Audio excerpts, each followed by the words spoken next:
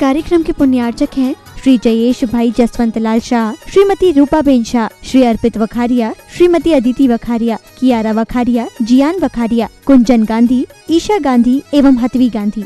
ओम नमस्तेभ्यः।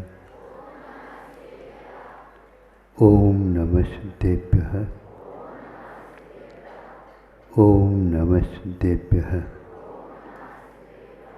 अहिंसा परमो धर्म की आचार्य गुरुवर श्री कुंद कुंद भगवान की, आचार्य गुरुवर श्री ज्ञान सागर मुनि महाराज की,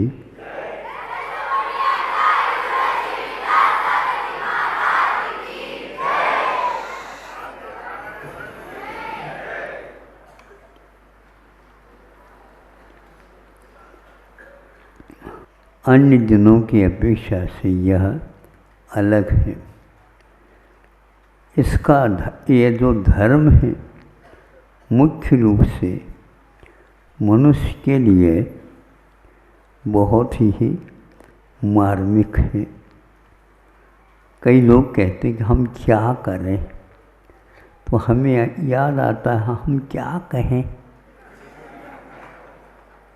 बार बार वही बात करने से ऐसा होता है, लेकिन फिर भी अनादि अनिधन ये परवराज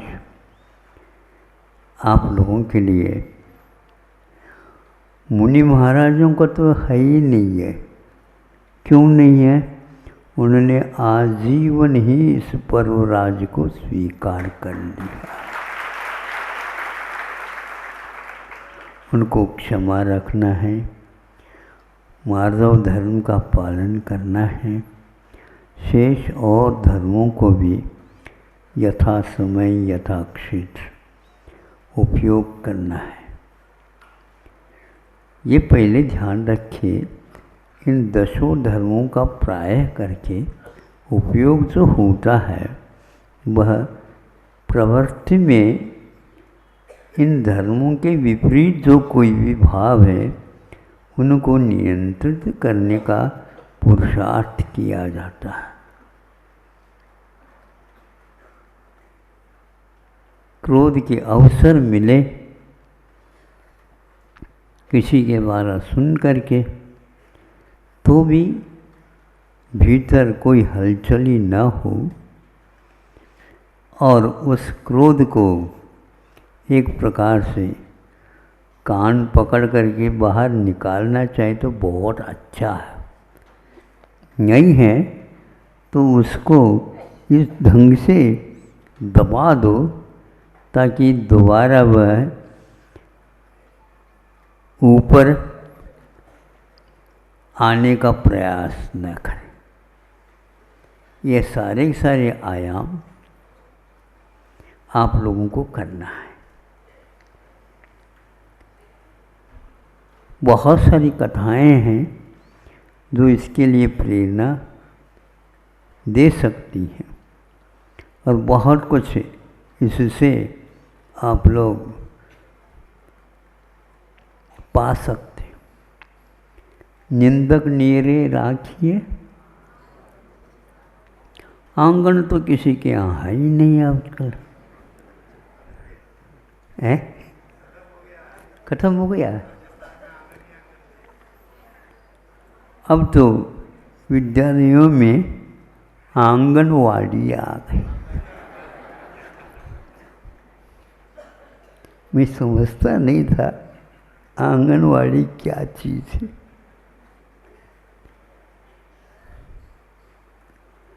ये इस संस्कार पुनः लाने का प्रयास किया जा रहा है विद्यालयों के माध्यम से। एक उदाहरण,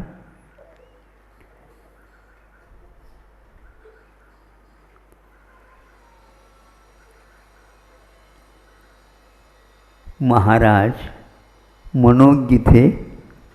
मनोज्ञ का अर्थ अल्प उम्र में मुनि बनने की उन्होंने पुरुषार्थ किया और अच्छा किया।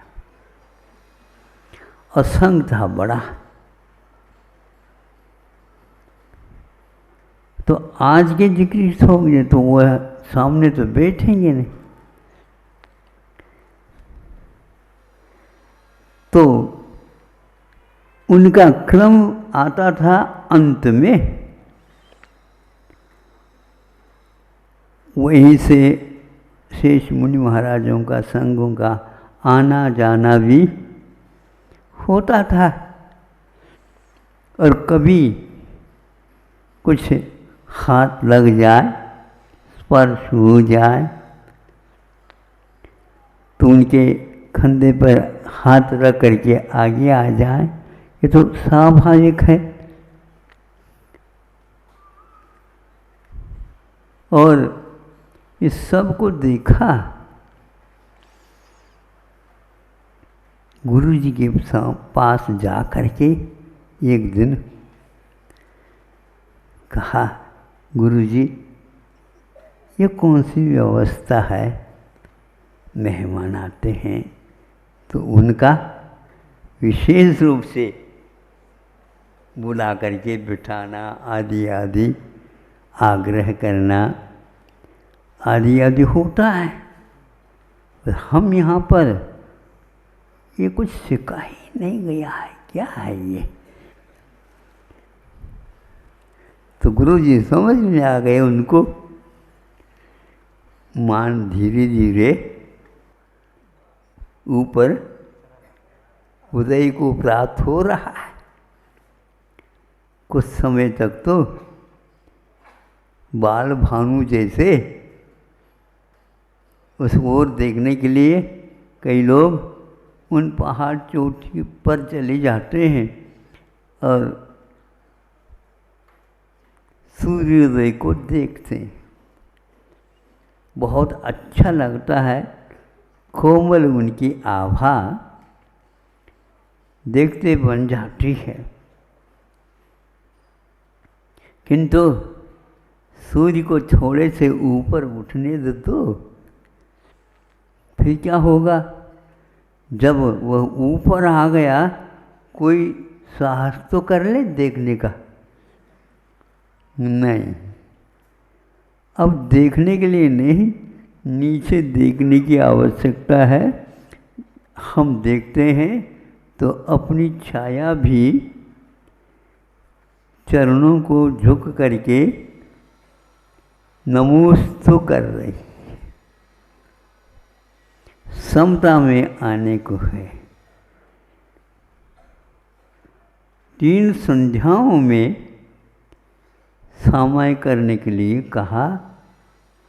इनमें से 2 तो बाल्यावस्था में हो जाते हैं और एक जो है प्रखर सूर्य प्रभाकर है, तो वह सहन नहीं होता। ध्यान रखिए, जब तक ये प्रखर सूर्य प्रकाश धरती को तपाएगा नहीं, तब तक वह आर्द्रा, जो ऐसी तिथियां आ जाती हैं, नक्षत्र जिसमें 15 दिन तक वर्षा हो या ना हो, किंतु हवा ऐसी चलती है अपने आप ही नमी कर जाती है, शीतलता आ जाती है। नीर नहीं किंतु समीर अपने आप ही प्राप्त हो जाता है। तो यह वर्षा के पूर्व की बात हो गई। जब वर्षा थोड़ा सा विलंब हो जाए, फिर बहुत गर्मी, बहुत गर्मी, बहुत गर्मी।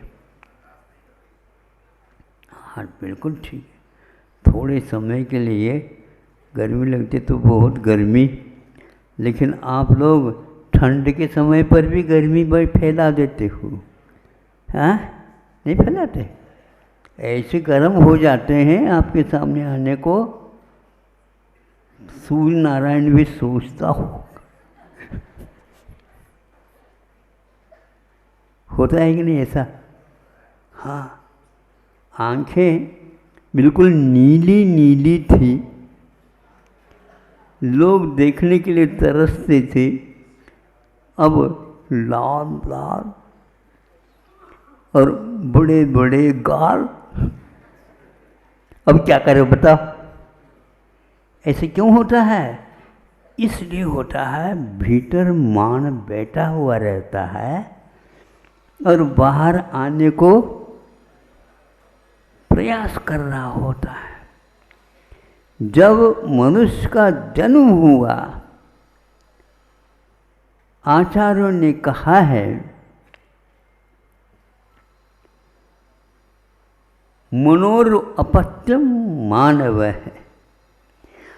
मनु का जो अपत्य होता है, ये मनु एक प्रकार से जैनेतर सिद्धांत में या शब्दों में आ जाता है। अपने यहाँ 14 कुलकर होते हैं। कुलकर कहो और मनु कहो, एक अर्थवाचक है। तो मनु से जो उत्पन्न या पुत्र होता है वह मानव कहलाता है। इसमें क्या हुआ है? म में वृद्धि हुई है, जो अ है उसकी वृद्धि हुई आ। और आगे जो मनु था उसमें भी गुण होकर के उसका सामने रूप आता है न के रूप में, और नू का व बन जाता है। इस प्रकार वृद्धि गुण हो करके शब्द का निर्माण हो जाता है। आप मानव कहलाते हैं। तो सर्वप्रथम मान की वृद्धि आप कर लेते हैं, इसलिए सहन नहीं होता। छोटा बच्चा भी इससे परिचित हो जाता है, क्योंकि आपका ही तो लड़का है। संभव है आजकल जल्दी जल्दी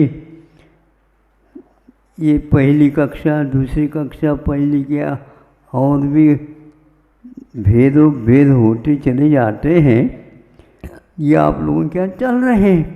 उसी प्रकार मानव के प्रभाव गर्भावस्था में ही होते हैं। उसके परिणाम ये होता है, जन्म होते ही सर्वप्रथम घंटी बज जाती है मान की। बस अब वह अंतिम समय तक बजती रहेगी। क्या करें? हमने तो किया है सब, अब उसको मिटा नहीं सकते एकदम, उसको भोग करके ही मिटाना पड़ेगा। और उसमें यदि पुनरावृत्ति हो गई तो फिर पूछो ने, वज्रलेपो भविष्यति। वज्रलेप होता था मूर्तियों के ऊपर। तो कैसा होता था? वज्र की लकीर जिस प्रकार मिटती नहीं, उसी प्रकार ये भी होती थी। इसको वज्रलेप बोलते हैं। पाप का इतना बंध हो जाता है अनुभाग के साथ, इसको आचार्यों ने कहा है। 3 तो ऐसे मान हैं, वह अनंतानुबंधी, अप्रत्याख्यान, प्रत्याख्यान। चौथा मान है, वह भी सर्वघाती के रूप में आ सकता है। तो चारों एक समान जैसे हो जाती हैं। और नहीं होता है, यदि आप चारित्र ग्रहण कर लेते हैं तो संयम अथवा मुनि बनने का सौभाग्य प्राप्त होता है। तो उस समय संजन का मान बहुत ठंडा जैसा लगता है, लेकिन उसमें भी एक प्रकार से अनुभाग अपने ढंग का रहता है। उसमें ऐसा अनुभाग फीका फीका रह जाता है, वह मान करते करते ही पीछे से मिटता भी चला जाता है उनकी उस वृत्ति के माध्यम से। तब कहीं जाकर के उस व्यक्तित्व का प्रभाव समाज के ऊपर इतना ही नहीं, भयंकर लोग भी जिनके माध्यम से पूरा समाज आकुल व्याकुल हो जाए, उनके ऊपर भी प्रभाव पड़ सकता है, थोड़ा समय लग सकता है। जैसे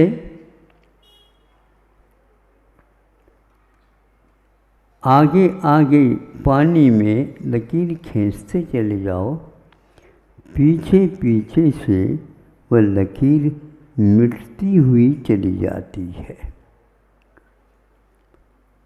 इसको स्थूल बोलते हैं। स्थूल पत्थर इत्यादि तोड़ने से पुनः जुड़ते नहीं, और स्थूल में एक प्रकार से वो पानी हो, दूध हो, विष हो, अमृत हो, कुछ भी हो, वह तरल पदार्थ भी मुड़ता हुआ अपने आप में मिल जाता है। एक पानी की बाल्टी निकाल दी किसमें से, कुएं में से, तो ऊपर खींचे ले आए, किंतु उस बाल्टी का वहाँ पर डूबने के बाद पानी भर गया, उतना तो खाली हो गया होगा पक्का, लेकिन जो ही वह ऊपर आ गया त्यों ही वह पुनः समान हो गया। और सम्मान की बोली, शास्त्रदान की बोली, 10-20 शास्त्र रखें वही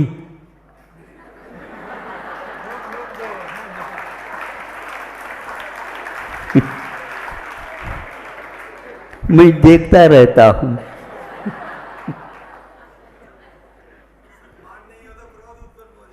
हाँ बिल्कुल। और यह दृश्य मैं क्या करूं? आओ आओ आओ ओ बाबा, पधारो पधारो, बैठो बैठो। ये चल रहा है तो हमें भी तो अपना बोली तो लगवाना है, लेकिन हमारे यहाँ शर्त, एक बार उसको लोगे तो आपको भव भव में दोबारा बोली लगाने की आवश्यकता नहीं है।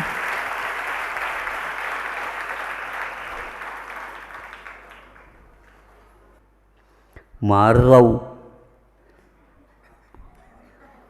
का, मार रहा हूं, मान को मार रहा हूं।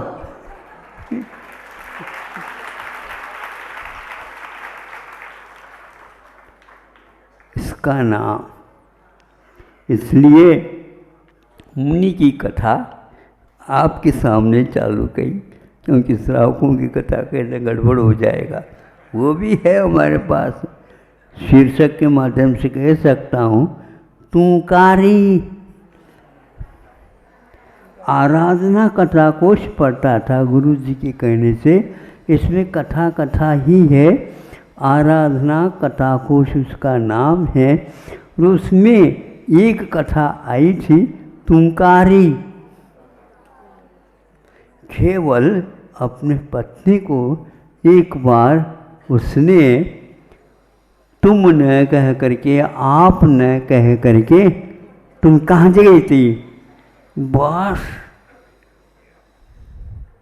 वो वैसे केले के पत्तों के समान हरी भरी भरी रहती थी, लेकिन अब वह तो आग बबूला हो गए। अरे सुनो, आग बबूला होने का अर्थ पूरा का पूरा काला समाप्त हो गया और लाल लाल आ गए, आंखें लाल हो गए, दांत कटकटाने लगे।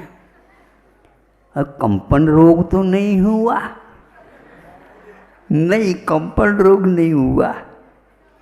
नाड़ी देखने से केवल रक्त संचार में इतना बदलाव क्यों हो गई? आपका कोई आदर सत्कार होता है, ब्लड प्रेशर नीचे का अपने आप ही ऊपर। अब नापने की कोई आवश्यकता नहीं, क्योंकि उनके द्वारा पुरस्कृत हो गया। आज तक तो तिरस्कार के अलावा कुछ मिला नहीं था। इतनी भूख है। आप लोगों को तो वह सौभाग्य प्राप्त होना बहुत कठिन है, क्योंकि इसको पार करना बहुत ही कठिन है। कितना कठिन है महाराज बताओ। पूर्व का पश्चिम जैसा लगने लग जाता है, पसीना पसीना आ जाता है। पत्नी होकर के भी वह सब कुछ कार्य करने के लिए तैयार हो गई, लेकिन इसी समय मुझे इस घर से बाहर निकलना है। कुछ सोने का बहाना तो उसने भी कर ली। फिर इसके उपरांत धीरे से रात के 12 बजे अपने आप को संभालने के विषय से वो चली गई। उस समय दास की कथा जैसे होती थी, उसको बाजार में रखा गया और वह बिक गई। किसके अंतर में चले गए पता नहीं। और वो व्यक्ति क्या करता तो क्या बताएं। उसका काम केवल कपड़ों को रंगाना था, और कपड़े के रंग को कहाँ से लाता था? तो आचार्य कहते हैं उसी टूंकारी के बदन में, पिंडली इत्यादि में वह सुई चुभो करके खून निकालता था। उस समय टूंकारी शांत बैठी रहती थी। अब क्या करें, यहाँ पर कोई अपना दिखता ही नहीं। अपना तो अब सपना हो गया है, अब जा भी नहीं सकते। बिक चुकी हूँ, खाने के लिए जो मिलेगा अब कुछ नहीं। समय पर जो कुछ मिला मिला, नहीं तो क्या खाओ? गम खाओ। गम समझते हो? हाँ,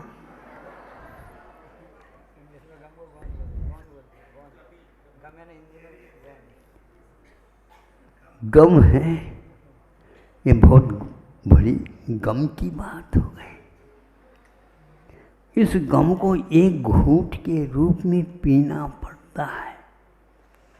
बार बार सोचती रही हो, ऐसे यातनाओं से गुजरती हुई मैंने ठीक नहीं किया। जीवन पर्यंत तो उन्होंने मुझे सत्कार और लाड प्यार के साथ रखा।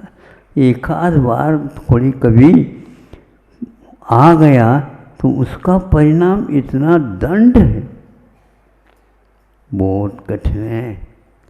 यह वही कैकेयी है जो दशरथ राजा को बचाने वाली, युद्ध में अपनी उंगली को भी धुरा का धुरी के स्थान पर रख करके उनको सहायता पहुंची थी।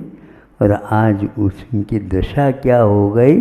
बिल्कुल मूर्छा आ गई और बेहोश हो गए। ये क्या है? क्षत्रिय होकर के बात सुनते ही बेहोश हो सकता है, ऐसा उन्होंने शब्द बोले।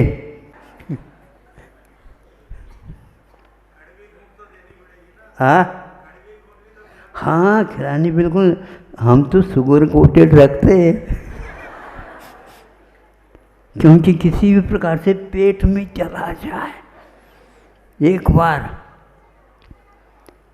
थोड़े बहुत तो रह ही जाएगा, पक्का है रह जाएगा। दवाई इसी का नाम है। थोड़ी मात्रा में भी पहुंच जाती है, वो अपना असर किए बिना रहते हैं। ऐसे ही कुछ मीठा, कुछ खट्टा, कुछ वो करके धीरे धीरे वैद्य लोग हम लोगों के लिए रोग दूर करने के लिए करते रहते हैं। रोग को दूर करने वाला वैद्य जैसा होता है, वैसा ही हमारे लिए गुरुदेव हुआ करते हैं। हमारे ऊपर उन्होंने बहुत बड़ा उपकार किया और अपना कर्तव्य मान करके किया है। क्योंकि मान तो मुझे भी बहुत सताता था, अभी भी गया है ऐसा नहीं, भीतर से वह इस ढंग से कीड़ित है। सर्वघाती स्पर्धकों का उदय संजन का पूर्णतः समाप्त हो गया है और देशघाती स्पर्धकों का उदय आ गया है। नीम भी अब इस ढंग से औषध में घुल गई है, उल्टी नहीं कराएगी, किंतु वहाँ भीतर जो कुछ भी आपने ज़्यादा मीठा खा रखा है, अजीर्ण हो गया है, किसी को कहियो नहीं, लेकिन वैद्य जी के सामने तो कहना ही पड़ेगा। कितना खाया था सही बता दो। पेट भरने के उपरांत में थोड़ा सा, ये थोड़ा है क्या? पेट भरने के बाद की बात हो, उसका परिणाम यह है वो बाहर भीतर जाकर के निकाल देगा। धन्य हे प्रभु, वह बढ़ जाता तो जीवन खराब हो जाता। उन्होंने किसी प्रकार से बाहर निकाला, वह विष की भांति भीतर काम कर रहा था। अजीर्णे अन्नमपि विषम, नीतिकारों ने कहा अजीर्ण हो गने के उपरांत अमृत भी विष हो जाता है और उसकी सही चिकित्सा होती है तो विष भी अमृत बन जाता है। विघ्नौगा प्रलयम याति शाकिनी भूतपन्नगाः विषम निर्विषताम याति स्तूयमाने जिनेश्वरे, स्तूयमाने मुनीश्वरे। मुनि महाराजों को आप नमस्तु करो तो जिनेंद्र भगवान के समान होते हैं। अष्टपावड़ में एक मुनि महाराज के लिए चैत्य कहा है, यानी बिंब के समान।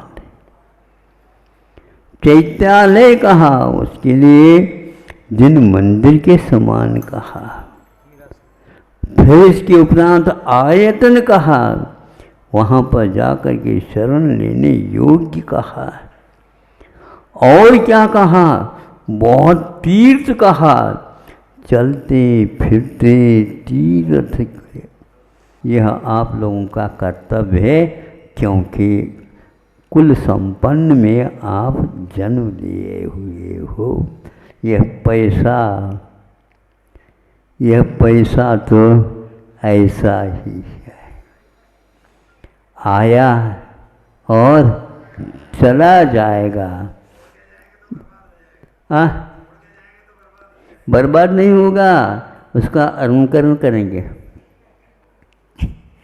वो कौन लेगा उसको, ये बताओ हमें। यदि नोट गिरा है स्मशान में, उठा करके देखो,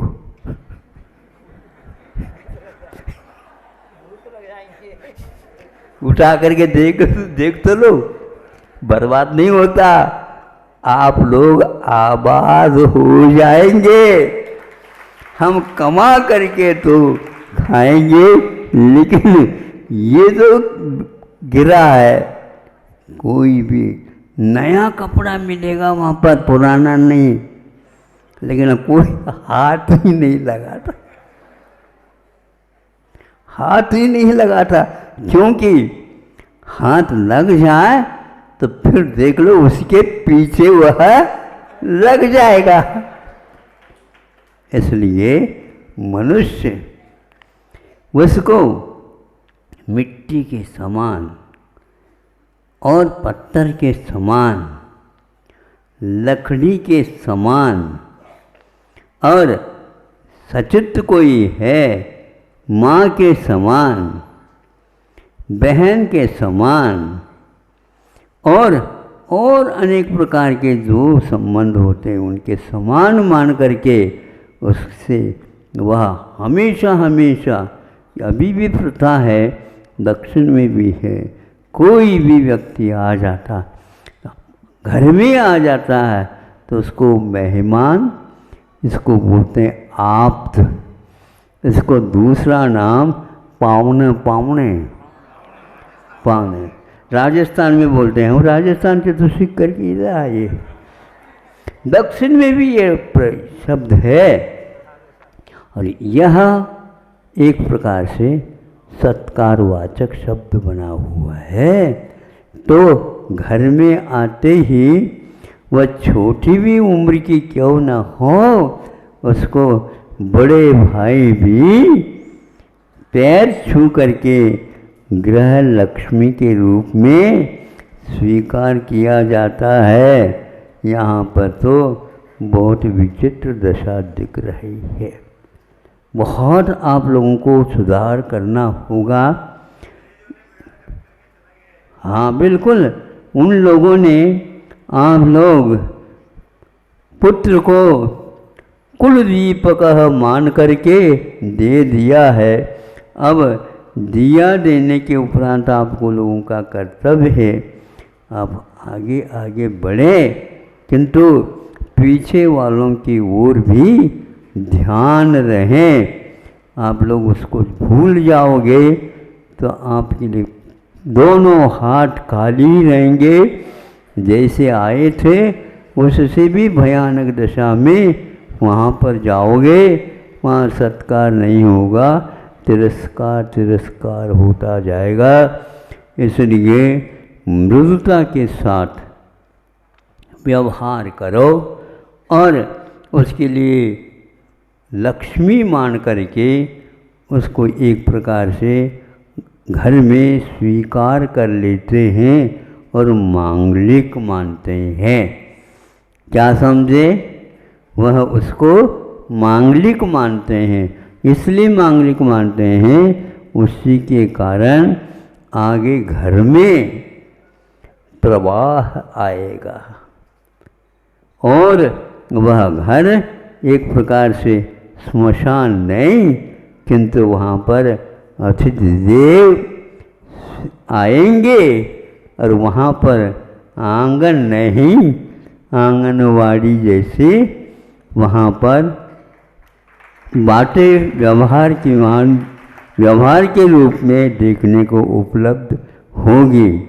वह अंत तो गत्वा तुमकारी एक प्रकार से विफल हो करके मैंने काम ठीक नहीं किया, मैंने काम ठीक नहीं किया, क्योंकि यह मेरा अभिमान था। मुझे कोई भी अपशब्द का प्रयोग नहीं करो। इसमें तू कहने से क्या है, ध्यान रखो, अभी भी बड़े व्यक्ति भी क्यों ना हो उसके लिए तू के माध्यम से कहा जाता है, लेकिन वह लाड पाड शब्द बना दिया गया है। यह आप पधारो सा, सा का अर्थ क्या होता है?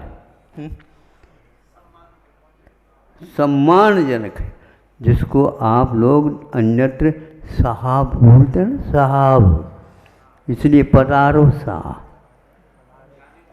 हाँ है, हाँ पधारो सा, आते समय में भी पधारो सा और जाते समय भी पधारो सा, सा लगा करके उनको कहेंगे। और अन्यत्र क्या लगता है मालूम है, जो आ जाते हैं पावने तो आ जाते हैं, बातचीत हो गई, कुछ 1-2 दिन रहना हुआ, क्या कहते हैं, आता हूँ, जाता हूँ ऐसे नहीं कहते, ये तो ये क्या, आ जाऊँ, मैं आता हूँ का अर्थ मैं जा रहा हूँ, जल्दी जल्दी यहाँ पर पुनः आने का सौभाग्य मिले। इस प्रकार आपको मार्दव धर्म अच्छा लग गया होगा। कहीं पर बीच बीच में चुभन भी होगी, भैया कांटा निकालने के लिए कांटे का ही प्रयोग किया जाता है। जब वह बाहर निकल जाएगा तो वह नाई के पैर भी क्या होता, छू जाता है, क्योंकि आपने बहुत बड़ा अच्छा काम किया, नहीं तो पैर सड़ जाता है। मनुष्य को चाहिए वह अपने मनुष्य को मानव बनाए। मानव का अर्थ होता है मनु की संतान, कुलकर की संतान। कुल में केवल कुल नहीं रहता है, किंतु कुल करके संस्कार रहते हैं। उसके फलस्वरूप आज तक यह परंपरा चली है। अब वो भाग्य है, यह अहिंसा धर्म हम लोगों को उपलब्ध हुआ है।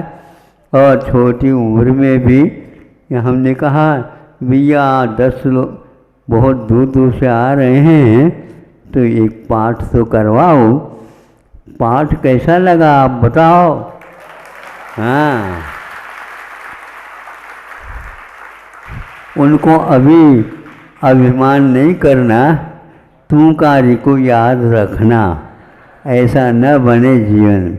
कोई भी कहता है कुछ तो वह इसलिए कहता है आप उसके लिए योग्य नहीं हैं, इसलिए आप इसको छोड़ दो। इस प्रकार यदि आपके हित की बात कर रहा है तो वह बहुत ही अच्छा है। छोटी उम्र और बड़ी उम्र से कोई मतलब नहीं रहता है, किंतु अनंत काल से हम आ रहे हैं, रुलते हुए आ रहे हैं। कौन सा ऐसा पुण्य कौन से भव में किया पता नहीं, ऐसे गुरु मिले और जिनके माध्यम से ये हम लोगों को दिशाबोध मिला है। अहिंसा परमो धर्म। इस कार्यक्रम के पुण्यार्चक थे श्री जयेश भाई जसवंत लाल शाह, श्रीमती रूपाबेन शाह, श्री अर्पित वखारिया, श्रीमती अदिति वखारिया, कियारा वखारिया, जियान वखारिया, कुंजन गांधी, ईशा गांधी एवं हतवी गांधी।